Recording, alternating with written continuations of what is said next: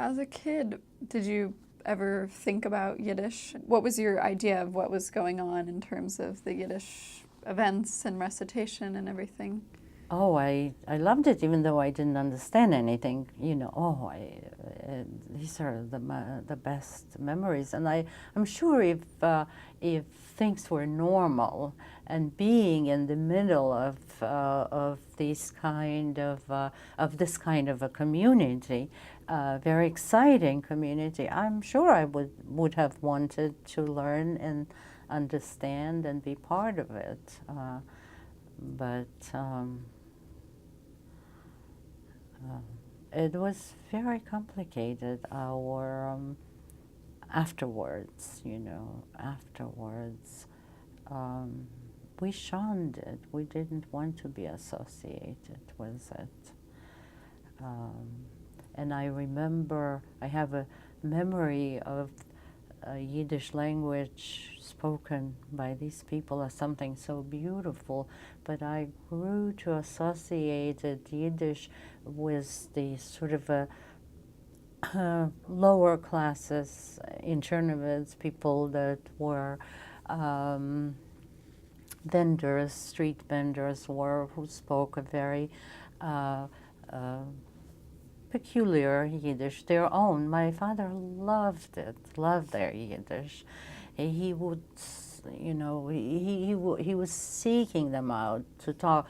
But for me, it was a terrible stigma to be associated with the sound, and I really cringe when I think about it now. That's the reaction that I had, and couldn't understand it. That this was already when I was in high school, and my father came back from the second gulag.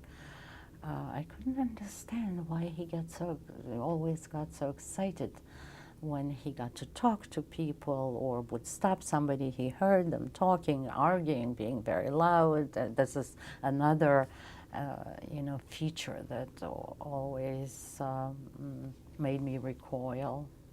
They had a lot of Russian friends, Russian or Ukrainian friends. I was, both of us, my sister and I, were very well-adjusted socially. And we had a lot of friends, and they would react this way. Their parents would react this way. They loved us, but we were not, them. So, and I remember that when my father came back,